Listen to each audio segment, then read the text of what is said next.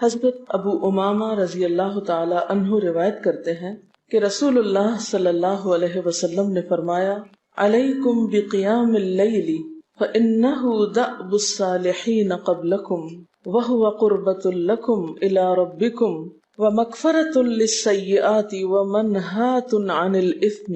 حضرت ابو امامہ رضی اللہ تعالی عنہ سے روایت ہے کہ رسول اللہ صلی اللہ علیہ وسلم نے فرمایا، تہجد ضرور پڑھا کرو کیونکہ وہ تم سے پہلے صالحین کی روش ہے۔ یعنی یہ نماز صرف امت مسلمہ کے لیے نہیں بلکہ ہم سے پہلے دیگر امتوں کے جو نیک لوگ گزرے ہیں ان کی روش بھی یہی ہے، اور تمہارے لیے اپنے رب کے قرب کا وسیلہ ہے۔ یعنی تہجد وسیلہ ہے کس کا؟ اللہ کا قرب حاصل کرنے کا، اور گناہوں کے مٹنے کا ذریعہ ہے، اور مزید گناہوں سے بچنے کا سبب ہے۔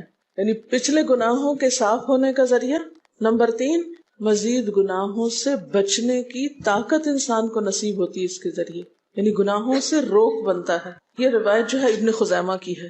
حضرت ابو ہریرہ رضی اللہ تعالی عنہ روایت کرتے ہیں کہ رسول اللہ صلی اللہ علیہ وسلم نے فرمایا، اس شخص پر اللہ کی رحمت ہو جو رات کو اٹھا، پھر نماز تہجد پڑھی، پھر اپنی بیوی کو جگایا، پھر اس نے نماز پڑھی، پھر اگر عورت غلبہ نیند کے باعث نہ جاگی تو اس کے منہ پہ پانی کے چھینٹے مارے، اور اس عورت پر بھی اللہ کی رحمت ہو جو رات کو اٹھی، نماز پڑھی، اپنے شوہر کو جگایا، پھر اس نے نماز پڑھی، پھر اگر شوہر نہ جاگا تو اس کے منہ پر پانی کے چھینٹے مارے۔ برابر کی بات ہے، دونوں کے لیے اجر بھی برابر کا ہے اور دونوں کو حق بھی برابر کا ہے جگانے کا، اور دونوں کو پانی کا چھینٹا مارنے کا بھی حق ہے، اور اس میں کسی کی بھی بے عزتی کی بات نہیں۔ یعنی عورت اگر ایسا کرے اپنے شوہر کے ساتھ تو وہ اس کی طرف سے کوئی روڈنس نہیں ہوگی، کیونکہ عام طور پر جب کسی کو نیند کی حالت میں جگایا جاتا ہے اور خصوصاً اگر اس پہ پانی پھینک دیا جائے تو وہ کیا سمجھتا ہے کہ اس کی بہت بے عزتی ہو گئی یا اس کے ساتھ بہت برا کیا گیا، اور عموماً لوگ اس وقت بہت غصے کا مظاہرہ پھر کرتے ہیں کہ کیوں جگایا جا رہا ہے۔ حضرت ابو ہریرہ رضی اللہ تعالی عنہ کہتے ہیں کہ رسول اللہ صلی اللہ علیہ وسلم فرماتے تھے، فرض نماز کے بعد سب نمازوں سے افضل تہجد کی نماز ہے۔ یعنی فرائض بہرحال افضل ہے اور نوافل میں سب سے افضل تہجد کی نماز۔ رسول اللہ صلی اللہ علیہ وسلم نے فرمایا، جب انسان سوتا ہے تو شیطان اس کے سر کی گدی پر 3 گریں لگاتا ہے اور کہتا ہے کہ رات بڑی لمبی ہے، اس کو تھپکی دیتا ہے اور کہتا ہے لمبی رات ہے، ابھی سوئے رہو، ابھی ٹائم ہے، ٹھہر کے اٹھنا، یعنی اس کو سلائے رکھتا ہے۔ اگر وہ بیدار ہو کر اللہ کا ذکر کرے، یعنی آنکھ کھلے اور اللہ کا ذکر شروع کر دے تو ایک گرہ کھل جاتی، شیطان کے پھندے سے انسان آزاد ہونے لگتا ہے۔ اگر وضو کرے تو دوسری گرہ کھل جاتی، اگر نماز پڑھے تو تیسری گرہ کھل جاتی، اور وہ شادمان اور پاک نفس ہو کر صبح کرتا ہے۔ یعنی جو شخص صبح نماز کے وقت پر، تہجد کے وقت یا پھر کم از کم فجر کے وقت اٹھ جاتا ہے، اللہ کا ذکر کرتے ہوئے وضو کرے اور پھر نماز پڑھ لے، سورج نکلنے سے پہلے پہلے یہ کام کر لے تو وہ ایک مطمئن شخص کی طرح اٹھتا ہے، ورنہ اس کی صبح خبیث اور سست نفس کے ساتھ ہوتی۔ عام طور پر ہم اطمینان کی تلاش میں رہتے ہیں، سکون کی تلاش میں رہتے ہیں، اور یہ سوچتے ہیں کہ ہمیں ڈپریشن ہے یا ہمارے اندر ایک غم ہے، تو ہم اس کے اسباب نہیں جانتے کہ سبب کیا ہے۔ ان کے اسباب میں سے ایک بڑا سبب شیطان کی گرفت میں ہونا ہے، اور شیطان اپنی گرفت ویسے تو دن کے وقت بھی انسان پر رکھتا ہے، لیکن خصوصاً رات کے وقت جب انسان سو جاتا ہے تو وہ نہیں چاہتا کہ سوتا ہوا اٹھے انسان، اور اگر انسان ہمت کر کے اٹھ جاتا ہے، ذکر کرتا ہے، وضو کرتا ہے اور نماز پڑھ لیتا ہے تو یہیں سے اطمینان قلب کا آغاز ہو جاتا ہے، اس کی تسلی ہو جاتی۔ رسول اللہ صلی اللہ علیہ وسلم نے فرمایا، اللہ تعالیٰ ہر رات آسمان دنیا پر نزول فرماتے ہیں، یعنی زمین سے سب سے قریبی آسمان پر۔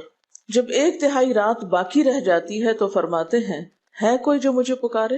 اس وقت اللہ تعالیٰ بندوں کو پکارتے ہیں، ہے کوئی جو مجھے پکارے میں اس کی دعا قبول کروں؟ ہے کوئی جو مجھ سے مانگے میں اس کو دوں؟ ہے کوئی جو مجھ سے بخشش طلب کرے تو میں اس کو بخش دوں؟ گویا یہ وقت دعا کی قبولیت کا وقت ہے، انسان جو مانگے اس کو ملتا ہے، اور خصوصی طور پر بخشش کے طلب کرنے کا وقت، جیسے قرآن پاک میں آتا ہے وَبِالْأَسْحَارِ هُمْ يَسْتَغْفِرُونَ وَبِالْأَسْحَارِ هُمْ يَسْتَغْفِرُونَ، اور سحری کے وقت وہ استغفار کرتے ہیں۔ اب ہو سکتا ہے کہ آپ کہیں کہ نہیں، ہم نے تو زندگی میں کوئی خاص گناہ کیے ہی نہیں، اس لیے ہمیں تو بخشش کی ضرورت ہی نہیں. بخشش مانگے گناہگار لوگ، ہم تو نیک لوگ ہیں، نیک کام کرتے ہیں، دن رات قرآن پڑھتے پڑھاتے ہیں، اس لیے ہماری تو ضرورت نہیں. نبی صلی اللہ علیہ وسلم جن کے اگلے پچھلے سب قصور معاف کر دیے گئے تھے، وہ اتنا لمبا قیام کرتے تھے کہ ان کے قدم مبارک سوج جاتے تھے. حضرت مغیرہ فرماتے ہیں رسول اللہ صلی اللہ علیہ وسلم نے اتنا لمبا قیام کیا رات کو کہ آپ کے پاؤں سوج گئے. آپ سے سوال کیا گیا کہ آپ اتنی مشقت کیوں کرتے ہیں، اپنے آپ کو اتنا کیوں تھکاتے ہیں، حالانکہ آپ کے تو سارے گناہ معاف کر دیے گئے. آپ نے فرمایا کیا میں اللہ کا شکر گزار بندہ نہ بنوں؟ یعنی صرف گناہوں کی بخشش ہی نہیں بلکہ نعمتوں پر شکر بھی واجب ہے. جہاں ایک طرف گناہوں کی بخشش انسان کے لیے اللہ کے قرب کے راستے ہموار کرتی ہے، وہاں اللہ تعالیٰ کا شکر ادا کرنا بندے کو اللہ کا قرب عطا کرتا ہے. اچھا، اب پہلی سنت میں آپ کو بتاؤں گی کہ اگر آپ تہجد کے وقت اٹھے ہیں تو سب سے پہلے آپ کیا پڑھیں گے. حضرت عائشہ رضی اللہ تعالی عنہا فرماتی ہیں کہ رسول اللہ صلی اللہ علیہ وسلم جب رات کو تہجد کے لیے اٹھتے تو یہ پڑھتے 10 بار اللہ اکبر، 10 بار الحمدللہ، 10 بار سبحان اللہ و بحمدہ، 10 بار سبحان الملک القدوس، 10 بار استغفر اللہ، 10 بار لا الہ الا اللہ، اور پھر 10 بار اللہم اعوذ بک من ضیق الدنیا و ضیق یوم القیامہ، میں تیری پناہ میں آتا ہوں دنیا کی تنگی سے اور قیامت کے دن کی تنگی سے. اللہم اعوذ بک من ضیق ضاد یہ قاف من ضیق الدنیا و ضیق یوم القیامہ، یہ بھی 10 بار. اور پھر فرماتے اللہم اغفر لی واہدنی وارزقنی وعافنی، پھر وضو کرتے اور تہجد شروع کرتے. یعنی یہ بھی وضو سے پہلے آپ پڑھ لیتے تھے. تو آپ کیا کر سکتے ہیں، جیسے آنکھ کھلی یا بستر پر لیٹے ہیں تو بعض اوقات ایسا ہوتا ہے نا کہ انسان سوچتا ہے اچھا ایک سائڈ پہ سو کے اتنے تھکے ہوئے ہوتے ہیں کہ آپ ایک دم نہیں اٹھ پاتے. حالانکہ آپ صلی اللہ علیہ وسلم کے نیند سے بیدار ہونے کا طریقہ کیا تھا کہ جب آپ اٹھتے تھے تو یکدم اٹھتے تھے، سستی کے مارے نہیں کہ کبھی ایک طرف لیٹ گئے پھر دوسری طرف سو گئے پھر دائیں طرف پھر بائیں طرف، نہیں. جب جاگنے کا وقت ہوتا تھا تو آپ فوراً اٹھ جاتے تھے. لیکن بسا اوقات ایسا ہوتا ہے کہ انسان تھکا ہوا ہوتا ہے، سائڈ بدل کے دوسری طرف کو ذرا لیٹتا ہے، تو یہ لیٹے لیٹے بھی آپ اذکار پڑھ سکتے ہیں. ٹھیک ہے، اور یہ سب آپ کو آتے ہی ہوں گے سوائے ایک وہ ذکر کے اللہم اعوذ بک من ضیق الدنیا و ضیق یوم القیامہ. اور ترتیب آپ یاد کر لیں اپنے بیڈ سائڈ ٹیبل پہ یا بیڈ پہ یا کہیں بھی، یہ نوٹس کسی پین کے ساتھ لکھ کے لگا دیں، چپکا دیں، اور جب یاد ہو جائے تو پھر اتار دیں، جب عادت بن جائے تو ہٹا دیں وہاں سے. ٹھیک ہے، جتنے دن عادت نہیں بنتی اتنے دن اپنے یادداشت کے لیے رکھ لیں. اسی طرح نیند سے اٹھ کر لا الہ الا اللہ وحدہ لا شریک لہ لہ الملک و لہ الحمد وہو علی کل شیء قدیر الحمد للہ وسبحان اللہ واللہ اکبر ولا حول ولا قوۃ الا باللہ. یہ بھی پڑھ سکتے ہیں. اچھا، ضروری نہیں کہ سب کچھ ایک ہی دن میں پڑھ لیں، یہ بھی آپ کر سکتے ہیں کہ ایک دن میں ایک چیز پڑھ لیں، دوسرے دن دوسری پڑھ لیں، تیسرے دن تیسری پڑھ لیں. ٹھیک ہے نا. اور اگر ساری ایک دن بھی پڑھنا چاہیں، دیکھیں وقت کی بات ہے نا. ہو سکتا ہے اس وقت عمر کے اس حصے میں آپ پہ بہت ذمہ داریاں ہوں، آپ یہ سب کچھ نہ پڑھ سکتے ہوں، لیکن زندگی کا ایک ایسا وقت بھی آتا ہے جب انسان بوڑھا ہو جاتا ہے، جب اس کے اوپر باقی ذمہ داریاں کم ہو جاتی ہیں، پھر نیند بھی کم ہو جاتی ہے، پھر زیادہ عبادت کا موقع ملتا ہے. تو ایسے میں جب انسان کے پاس عبادت کے لیے وقت اور موقع زیادہ ہو تو پھر یہ ساری چیزیں بھی پڑھ لیں. ٹھیک ہے نا. پھر اسی طرح یعنی یہ جو روایت ہے کہ جس میں آپ صلی اللہ علیہ وسلم نے فرمایا جو شخص نیند سے جاگے، اور یہ تہجد کے وقت ہی نہیں، اگر فجر کے لیے بھی آپ اٹھ رہے ہیں تو یہ دعا پڑھ سکتے ہیں لا الہ الا اللہ وحدہ لا شریک لہ، اور پھر الحمدللہ وسبحان اللہ واللہ اکبر ولا حول ولا قوۃ الا باللہ. پھر کہے اللہم اغفر لی، پھر کیا پڑھے اللہم اغفر لی. یا کوئی اور دعا کرے تو قبول ہوگی، اور اگر وضو کر کے نماز پڑھے تو وہ بھی قبول کی جائے گی. صبح اٹھتے ہی اللہ کی تعریف. اور آپ کو معلوم ہے کہ یہ جو چوتھا کلمہ ہے نا لا الہ الا اللہ وحدہ، اس کو دعا بھی کہا گیا، حالانکہ اس میں صرف اللہ تعالیٰ کی حمد و ثنا ہے، اور یہ یوم عرفہ کی دعا ہے. حدیث میں آتا ہے کہ مجھے اور مجھ سے پہلے انبیاء کو اس دن کی جو بہترین دعا سکھائی گئی یعنی یوم عرفہ کی دعا وہ لا الہ الا اللہ وحدہ لا شریک لہ. حالانکہ اس میں مانگنے کی تو کوئی چیز ہی نہیں، صرف اللہ کی حمد و ثنا ہے. جیسے حضرت ایوب علیہ السلام نے کہا تھا انی مسنی الضر وانت ارحم الراحمین، مانگا کچھ نہیں، انت ارحم الراحمین انت ارحم الراحمین. اللہ تعالیٰ کی تعریف کر کے اللہ تعالیٰ کے نام کے ساتھ اس کو اگر انسان پکار لیتا ہے تو یہ بھی اس کے لیے بہت کافی. ایک اور روایت میں آتا ہے رسول اللہ صلی اللہ علیہ وسلم جب تہجد کے لیے اٹھتے، یعنی آپ ایک مرتبہ اٹھے، یعنی جو صحابی روایت کرتے ہیں، تو آپ نے بیٹھنے کے بعد آسمان کی طرف نظر کر کے سورۃ آل عمران کی آخری 11 آیات 190 سے لے کر 200 تک 11 آیتیں یہ پڑھی. ان فی خلق السماوات سے لے کر بالکل آخر تک. یعنی ضروری نہیں کہ کھڑے ہو کر آپ آسمان کی طرف دیکھیں، آپ اٹھے ہیں، چارپائی پہ بیٹھے ہوئے ہیں، ابھی وضو کے لیے نہیں گئے، بیٹھ کے آسمان کی طرف دیکھ کے پڑھ کے پھر اٹھ سکتے ہیں. اب اس میں آپ دیکھیں نا کہ انسانی نفس کی بھی ایک رعایت ہو جاتی ہے. لیٹے لیٹے آپ نے ایک ذکر پڑھ لیا، بیٹھ کے آپ نے دوسرا پڑھ لیا، پھر آپ وضو کو چلے گئے، تو اس میں وہ جو ایک طبیعت کی کسل مندی ہوتی ہے وہ بھی ساتھ ساتھ اللہ کے ذکر سے دور ہوتی جاتی ہے، اور ایک سٹیپ کے بعد دوسرا سٹیپ لینا بھی آسان ہو جاتا ہے. اچھا، اس میں آپ دیکھیں حکمت کیا ہے کہ آپ صلی اللہ علیہ وسلم نے کیا فرمایا کہ آسمان کی طرف دیکھ کے پڑھا جائے تاکہ اچھی طرح آنکھیں کھل جائیں. تو زبانی یاد کرنے کا مطلب یہ نہیں کہ آپ آنکھیں بند کر کے سوئے سوئے پڑھیں، کیونکہ بعض اوقات ایسا ہوتا ہے نا، آنکھ کھلتی ہے، ذکر شروع کرتے ہیں اور پھر پتہ ہی نہیں چلتا اور ذکر آدھے میں رہ جاتا ہے اور سو چکے ہوتے ہیں. اور پھر اگر آپ کو زبانی یاد نہیں ہوگی نا، دیکھ کے پڑھیں گے تو وہ الماری کی طرف ہی دیکھتے رہیں گے، آسمان کی طرف نہیں دیکھ سکیں گے، تو پھر سنت پوری نہیں ہو سکے گی. اور اسی طرح حضرت ابن عباس روایت کرتے ہیں کہ جب رسول اللہ صلی اللہ علیہ وسلم رات کو تہجد کے لیے کھڑے ہوتے تو اللہ پر تکبیر تحریمہ کے بعد یہ دعا پڑھتے: اللہم لک الحمد انت قیم السماوات والارض ومن فیہن ولک الحمد لک ملک السماوات والارض ومن فیہن ولک الحمد انت نور السماوات والارض ولک الحمد انت ملک السماوات والارض ولک الحمد انت الحق ووعدك الحق ولقاؤك حق وقولك حق والجنة حق والنار حق والنبيون حق ومحمد صلی اللہ علیہ وسلم حق والساعة حق اللهم لك أسلمت وبك آمنت وعليك توكلت وإليك أنبت وبك خاصمت وإليك حاكمت فاغفر لي ما قدمت وما أخرت وما أسررت وما أعلنت أنت المقدم وأنت المؤخر لا الہ الا انت. الہی تیرے ہی لیے ہے ساری تعریف، زمین و آسمان اور جو کچھ ان میں ہے سب کو تو ہی قائم رکھنے والا ہے. تیرے ہی لیے ہے ساری تعریف، زمین و آسمان اور جو کچھ ان میں ہے اس سب کی بادشاہی تیرے ہی لیے ہے. تیرے ہی لیے ہے ساری تعریف، تو ہی روشن کرنے والا ہے زمین و آسمان کو، تیرے ہی لیے ہے ساری تعریف. تو ہی بادشاہ ہے زمین و آسمان کا، تیرے ہی لیے ہے ساری تعریف. تو حق ہے، تیرا وعدہ حق ہے، تیری ملاقات حق ہے، تیرا کلام حق ہے، جنت حق ہے، جہنم حق ہے، تمام انبیاء حق ہیں اور محمد صلی اللہ علیہ وسلم حق ہیں، قیامت حق ہے. الہی میں تیرے سامنے جھک گیا، میں صرف تیرے ساتھ ایمان لایا، میں نے صرف تجھی پر بھروسہ کیا، میں نے صرف تیری طرف رجوع کیا، صرف تیری ہی مدد سے دشمنوں سے جھگڑتا ہوں، میں نے صرف تجھے ہی اپنا حاکم مانا. سو تو میرے اگلے پچھلے اور ظاہر و پوشیدہ اور جنہیں تو مجھ سے زیادہ جانتا ہے سارے کے سارے گناہ معاف کر دے. تو ہی آگے کرنے والا ہے، تو ہی پیچھے ڈالنے والا ہے، تیرے سوا کوئی سچا معبود نہیں ہے. یہ جو دعا استفتاح ہے تہجد کے وقت کی، یہ باہر نہیں نماز کے اندر پڑھنے کی دعا ہے. ہم دعا مانگتے ہیں اللہم اجعلنی لک ذکارا لک شکارا. ان دعاؤں کے پڑھے بغیر ذکار کیسے بن سکتے ہیں؟ ذکار کا صیغہ تو فعال کے اوپر ہے نا، بہت زیادہ ذکر کرنے والا. والذاکرین اللہ کثیرا والذاکرات.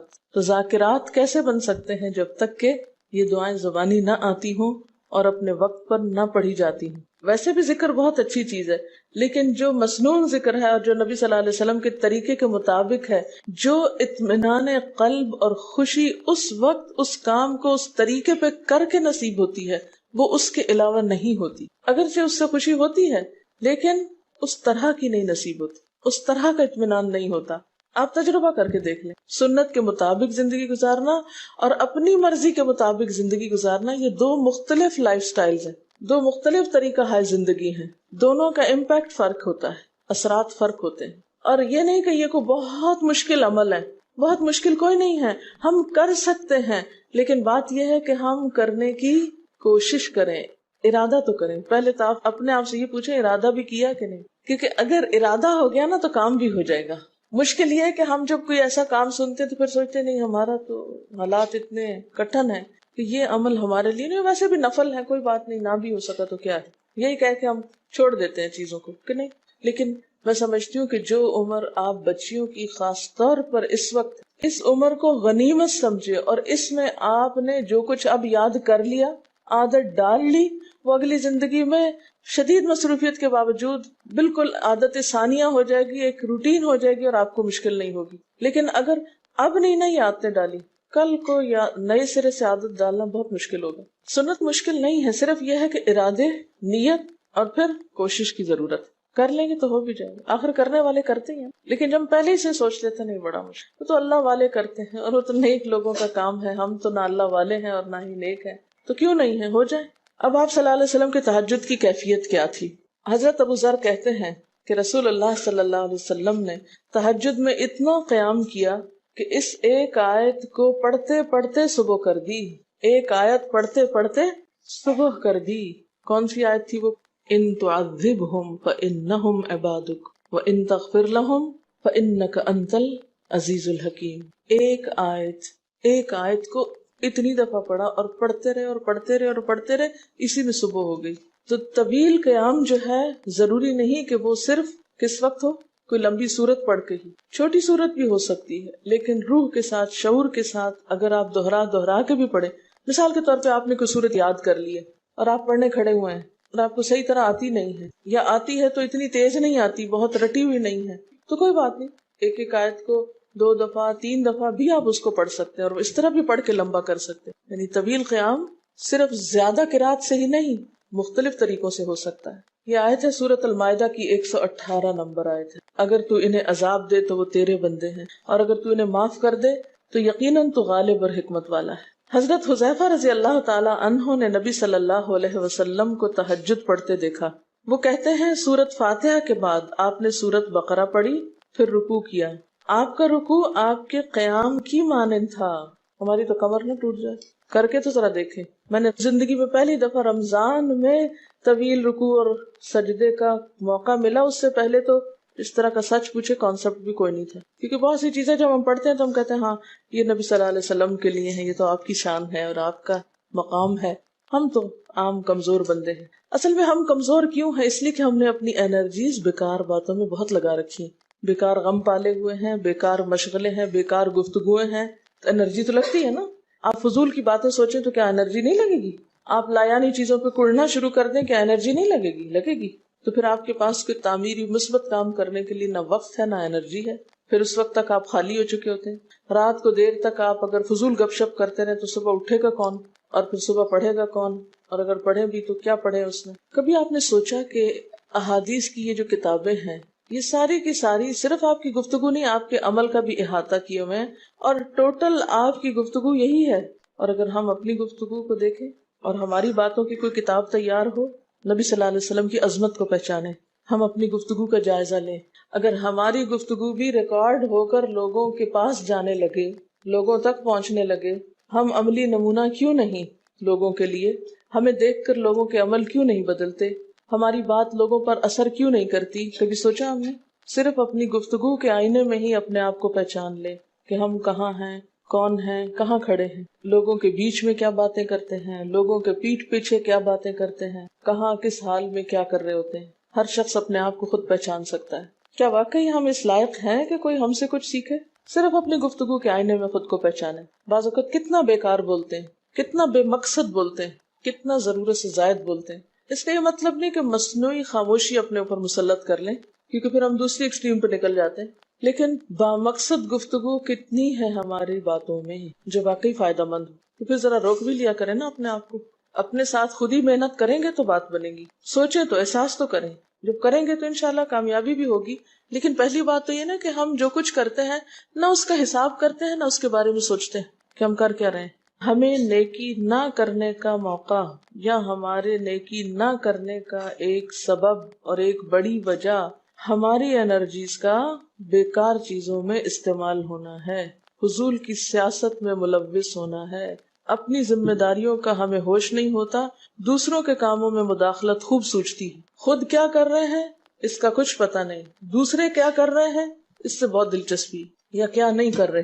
بہت سے لوگ، بہت سی خواتین کمر درد کی شکایت کرتے ہیں، اور اس کی ایک بڑی وجہ نمبر 1 رکوع کا صحیح پوزیشن پہ نہ ہونا ہے، اور نمبر 2 اس پوزیشن پہ کوئی ایکسرسائز نہیں ہماری ہوتی. یہ بتا رہی ہے کہ کسی کی کمر میں درد تھا اور ٹھیک نہیں ہوتا تھا کسی چیز سے، تو ڈاکٹر نے ان کو یہ مشورہ کیا کہ طویل رکوع اور طویل سجدے کریں.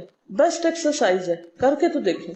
اور اس میں آپ دیکھیے کہ صحیح پوزیشن پہ لائیں، بالکل اسٹریٹ رکھیں گردن اور کمر کو، پیٹھ اور گردن ایک لائن میں آنی چاہیے. بہت سے لوگ یوں ٹیڑھی کرتے ہیں، یوں کر کے بس کرتے ہیں، یہ غلط پوزیشن ہے، اس سے تو اور بیمار ہو سکتے ہیں.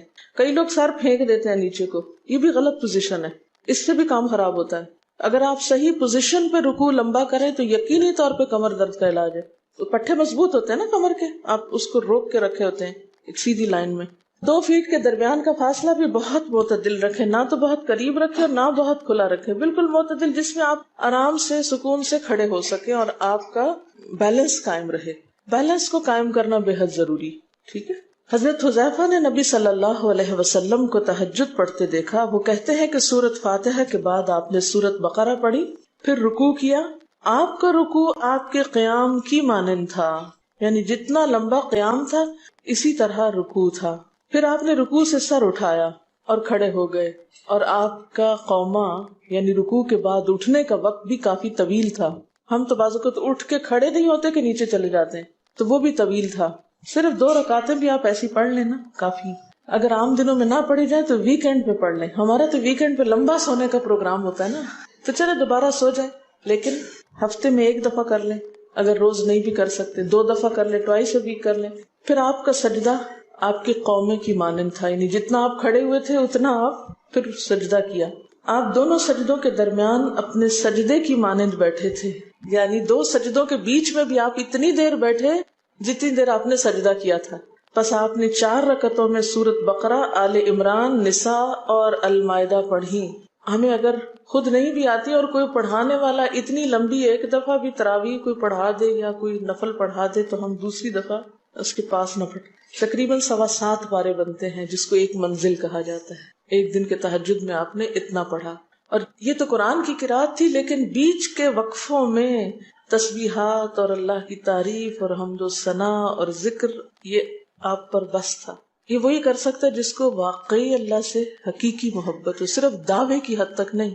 میں کہتی ہوں چلے روزانہ نہ صحیح، ہفتے میں 1 بار، ہفتے میں نہیں، مہینے میں 1 بار، مہینے میں نہیں تو سال میں، رمضان میں، کسی موقع پر کچھ تو اللہ سے تعلق آئے، کچھ تو قرب پائیں. ہر شخص کے بس میں نہیں کہ ہر روز ایسی عبادت کرے، کیونکہ اللہ کے رسول صلی اللہ علیہ وسلم کا بہرحال مقام کچھ اور تھا.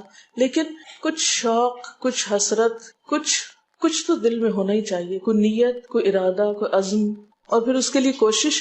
تو وقت بچے گا کچھ آپ کے پاس فالتو باتوں کے لیے، فضول چیزوں کے لیے، کچھ سوچنے کے لیے، ٹینشن کے لیے بچے گا کچھ؟ سب کچھ بھاگ جائے گا، کچھ بھی نہیں بچے گا. کیونکہ ان عبادی لیس لک علیہم سلطان، میرے بندے ان پہ اے شیطان تیرا کوئی زور نہیں چلتا. بس چلتا ہی نہیں ان پہ، تیرا سارا زور ہی ان پہ چلتا ہے جو فالتو ہوتے ہیں.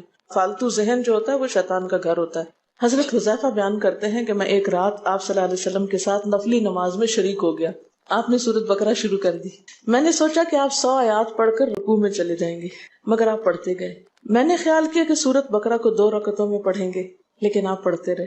آپ نے سورۃ بقرہ ختم کر کے سورۃ نساء شروع کر دی، پھر ختم کر کے آل عمران پڑھنی شروع کر دی، اس کو بھی ختم کر دیا. آپ نہایت آہستگی سے پڑھتے جاتے تھے. جب ایسی آیت تلاوت کرتے جس میں سبحان اللہ کہنے کا حکم ہوتا ہے، جیسے سبح بحمد رب جیسے مثال کے طور پر، تو سبحان اللہ کہتے. اگر کچھ مانگنے کا ذکر ہوتا تو سوال کرتے، اگر پناہ مانگنے کا ذکر ہوتا تو اعوذ باللہ پڑھتے. اس حدیث سے یہ بھی پتہ چلتا ہے کہ سورتوں کی ترتیب ضروری نہیں، کیونکہ آپ نے پہلے النساء پڑھی پھر آل عمران پڑھی. یہ جو ہر وقت لوگ پیچھا کیے رکھتے ہیں نا، بعض کا تو بہت ضد کرتے ہیں کہ آپ نے پہلی رکعت میں یہ پڑھائی تھی تو دوسری میں یہ کیوں پڑھا دی. یہ تو سنت میں ملتا ہے کہ پہلی رکعت طویل ہے دوسری کے مقابلے میں، لیکن یہ لازم نہیں کہ جو پہلی میں پڑھے اس کے بعد آگے والی صورتوں میں سے پڑھے، پیچھے والی بھی سے نہیں پڑھ سکتے. رسول اللہ صلی اللہ علیہ وسلم نے عبداللہ بن عمرو سے کہا، مجھے بتلایا گیا ہے کہ تم ساری رات نفل پڑھتے اور دن کو روزہ رکھتے ہو. اگر تم ایسا کرو گے تو تمہاری آنکھ کمزور اور طبیعت سست ہو جائے گی. یعنی ہر روز روزہ اور ہر رات جگراتا تمہاری جان اور تمہارے بال بچوں کا بھی تم پر حق ہے. اس لیے روزہ رکھو اور افطار بھی کرو، اور رات کو قیام کرو اور سو بھی. یعنی ساری رات تہجد پڑھنا یا نفل پڑھنا پسندیدہ نہیں ہے، رات کو سونا بھی پسندیدہ ہے۔ ہمارے ہاں 27ویں رات کو پوری رات جاگنا لازم سمجھا جاتا ہے، تو نبی صلی اللہ علیہ وسلم سے کوئی رات بھی پوری کی پوری جاگنا ثابت نہیں، کیونکہ اگر انسان صرف جاگتا ہی جاگتا چلا جائے تو وہ آسان ہوتا ہے، ایک دفعہ سو کے پھر اٹھنا جو ہے نا وہ اصل میں نفس کا امتحان ہوتا ہے، وہ مشکل ہوتا ہے۔ اسی طرح نبی صلی اللہ علیہ وسلم 3 دن سے کم میں قرآن مجید ختم کرنا پسند نہیں فرماتے تھے۔ آپ نے حضرت عبداللہ بن عمرو سے فرمایا کہ 1 ماہ میں پورا کر لو۔ انہوں نے عرض کی میں اس سے زیادہ تلاوت کی طاقت رکھتا ہوں، تو فرمایا 20 دن میں کر لو۔ ان کا میں اس سے زیادہ کی طاقت رکھتا ہوں، فرمایا 7 دن میں ختم کر لیا کرو، اس سے زیادہ کی اجازت نہیں، یعنی وہ ایک منزل کر کے۔ صحابہ کرام چونکہ اس زمانے میں مصحف اس طرح تھوڑی چھپے ہوئے تھے کہ کتابوں کی شکل میں ہوں، جو قرآن تھا لوگوں کے سینوں میں تھا، یاد کیے ہوئے تھے، اور وہ یاد کیا ہوا کہیں صبح کے وقت الگ بیٹھ کے نہیں پڑھا کرتے تھے، وہ کہاں پڑھتے تھے؟ تہجد میں نماز کے اندر پڑھا کرتے تھے۔ اب یہ تو ہم لوگوں کی مشکل ہوگی نا کہ ہمیں آتا کچھ نہیں زبانی، تو پھر ہم دیکھ کے پڑھتے ہیں تو نماز میں پھر وہ مشکل ہوتا ہے تو الگ رکھ کے پھر اس کو پڑھ رہے ہوتے ہیں، ٹھیک ہے۔ لیکن زیادہ بہترین پڑھنا نماز کے اندر کا پڑھنا ہے، اگرچہ دیکھ کے پڑھنے کی اس میں بھی اجازت ہے، لیکن ان کی چونکہ شدید ہرس تھی حضرت عبداللہ بن عمر کی، تو آپ نے ان کو 3 دن کی پھر اجازت دے دی تھی، اور آپ نے فرمایا کہ اس شخص کو قرآن کی کچھ سمجھ نہیں ہو سکتی جو 3 سے بھی کم دن میں قرآن پڑھے۔ نبی صلی اللہ علیہ وسلم نے فرمایا جو شخص رات کے نوافل میں 200 آیات تلاوت کرتا ہے وہ اطاعت گزار مخلص لوگوں میں شمار ہوتا ہے۔ انہ من عبادنا المخلصین، وہ آتا ہے نا قرآن پاک میں انبیاء کی صفت میں سے۔ تو جو شخص رات کو نماز میں یعنی نفل میں 200 آیات تک تلاوت کرتا ہے وہ اطاعت گزار مخلص بندوں میں شمار ہوتا ہے۔ اور سنن دارمی میں واضح طور پر آتا ہے کہ نبی صلی اللہ علیہ وسلم ساری رات نوافل نہیں پڑھا کرتے تھے،